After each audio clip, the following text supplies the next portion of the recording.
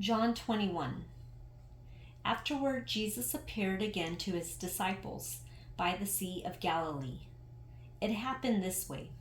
Simon Peter, Thomas, also known as Didymus, Nathanael from Cana in Galilee, the sons of Zebedee, and 2 other disciples were together. "I'm going out to fish," Simon Peter told them, and they said, "We'll go with you." So they went out and got into the boat, but that night they caught nothing. Early in the morning, Jesus stood on the shore, but the disciples did not realize that it was Jesus. He called out to them, "Friends, haven't you any fish?" "No," they answered. He said, "Throw your net on the right side of the boat and you will find some." When they did, they were unable to haul the net in because of the large number of fish. Then the disciple whom Jesus loved said to Peter, "It is the Lord." As soon as Simon Peter heard him say, "It is the Lord," he wrapped his outer garment around him, for he had taken it off, and jumped into the water. The other disciples followed in the boat, towing the net full of fish, for they were not far from shore, about 100 yards. When they landed, they saw a fire of burning coals there with fish on it and some bread. Jesus said to them, "Bring some of the fish you have just caught." So Simon Peter climbed back into the boat and dragged the net ashore. It was full of large fish, 153. But even with so many, the net was not torn. Jesus said to them, "Come and have breakfast." None of the disciples dared to ask him, "Who are you?" They knew it was the Lord. Jesus came, took the bread and gave it to them, and did the same with the fish. This was now the 3rd time Jesus appeared to his disciples after he was raised from the dead.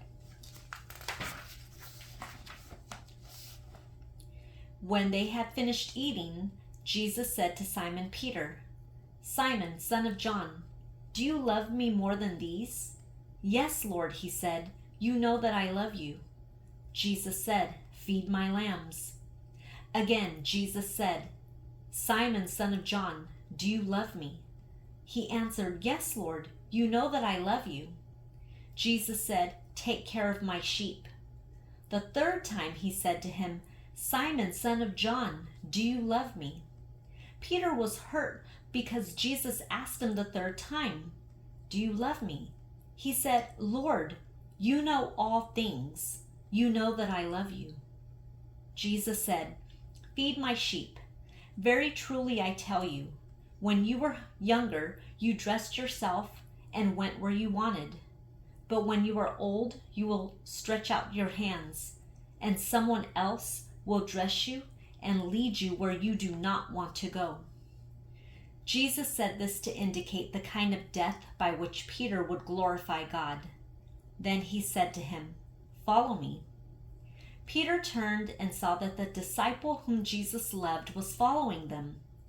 This was the one who had leaned back against Jesus at the supper and had said, "Lord, who is going to betray you?" When Peter saw him, he asked, "Lord, what about him?" Jesus answered, "If I want him to remain alive until I return, what is that to you? You must follow me." Because of this, the rumor spread among the believers that this disciple would not die. But Jesus did not say that he would not die.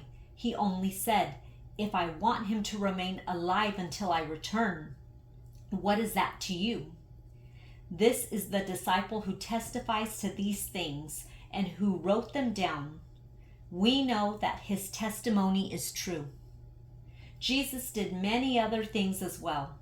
If every one of them were written down, I suppose that even the whole world would not have room for the books that would be written.